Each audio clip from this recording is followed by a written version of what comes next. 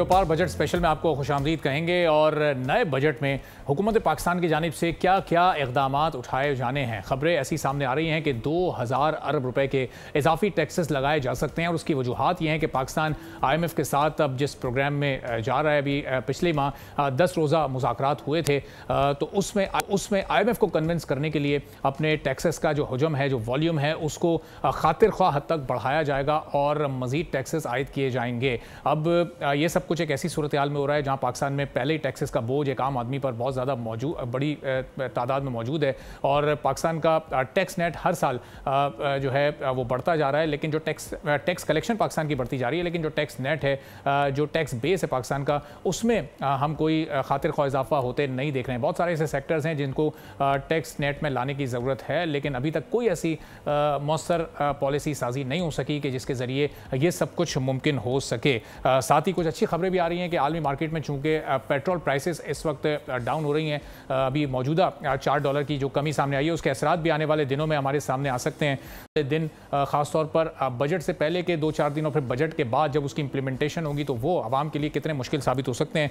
पूरी सूरत हाल पर गुफ्तगू करेंगे। चौधरी अकमल साहब हैं, प्रेसिडेंट हैं ICMA के, हमारे साथ मौजूद हैं। एहतशाम उल हक साहब सीनियर तज्ज़ियाकार हैं, इकॉनमी के मामलों पर बड़ी गहरी नज़र और गिरफ्त रखते हैं। दोनों मौजूद मेहमानों का बेहद शुक्रिया। चौधरी अकमल साहब, ये जो अब IMF की शराइत पर अगले बजट में 2000 अरब रुपए के इजाफी टैक्सेस आयद करने की भी बात सामने आ रही है, ज़राए से अभी ये इस तरह की रिपोर्ट सामने आ रही हैं, तो ये कौन कौन से सेक्टर्स पर ये टैक्सेस आयद हो सकते हैं? जो पहले से ही टैक्सेस मौजूद हैं उनके रेट में इजाफा हो सकता है या ये कुछ नए टैक्सेस की बात हो रही है? अच्छा शहाब साहब, बहुत बहुत शुक्रिया आपका। मैं थोड़ी सी करेक्शन कर दूं, मैं ICM में पाकिस्तान का कराची ब्रांच काउंसिल का चेयरमैन हूं। अच्छा, चेयरमैन, चले वो मैंने समझ जी वो मिस्टेक, चले तो मैं बहुत शुक्रिया इसलिए के लिए। अच्छा, मेरा नाम भी अरबाब है, मैंने कहा मैं भी आपकी इसला कर दूं, आपने वो शाहब कह दिया। शाहब हमारे कोऑर्डिनेटर हैं जो आपसे रब्ता करते हैं। अच्छा, चलिए सॉरी।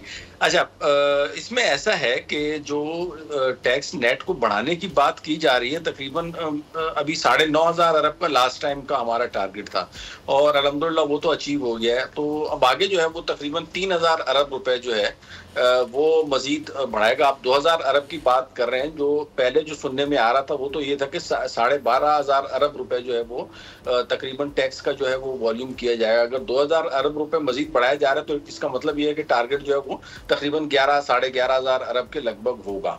जो सेक्टर्स इसमें आ सकते हैं, देखें सबसे ज्यादा तो IMF फोकस कर रहा है रियल एस्टेट सेक्टर को। ये रियल एस्टेट के ऊपर, वो जो फाइल्स के ऊपर भी हमारा काम होता है। आपने देखा होगा कि जो बिल्डर्स ने सोसाइटीज की, फ्लैट्स की जो फाइल्स बनाई हुई होती हैं, उन फाइल्स के ऊपर भी सेल और परचेज हो रही होती है, लेकिन उसके ऊपर कोई टैक्स नहीं होता अनटिल अनलेस उसकी सबलीज ना हो जाए। तो उसको बहुत फोकस कर रहा है IMF भी और हुकूमत पाकिस्तान भी। दूसरा जो है वो उन्होंने जो सेक्टर देखा है टैक्सेशन के हवाले से, वो है रिटेलर्स।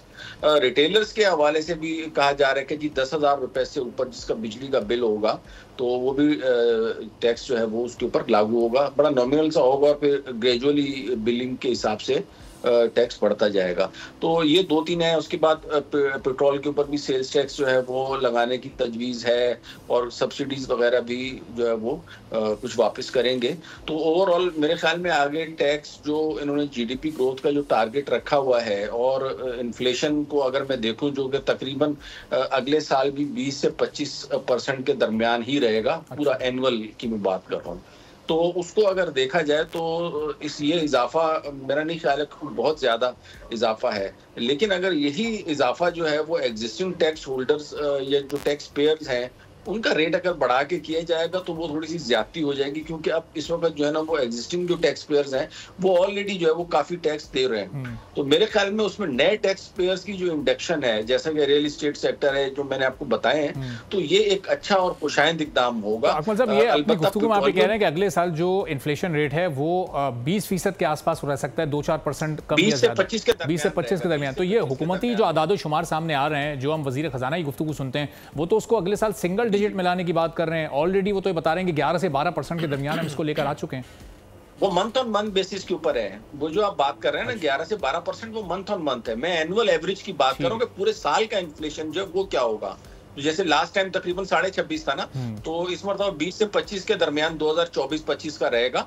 एनुअल की बात करें आप, जो 11.7% की बात करें, that is month on month basis, यानी लास्ट जो मई में अप्रैल में जो इन्फ्लेशन था वो पिछले अप्रैल के मुकाबले में, पिछले अप्रैल जो 36% था, इस मरतबा वो 11.7% पे था। That was monthly inflation, I am talking about average inflation. तो वो 20 से 25 के दरमियान रहेगा। तो जब इन्फ्लेशन 20 से 25% के दरमियान रहेगा तो ऑटोमेटिकली टैक्स कलेक्शन में 2000 अरब का जो है वो इजाफा बहुत सॉफ्ट टारगेट है। मेरा नहीं ख्याल है कि उसमें बहुत ज्यादा मसला आएगा। सही।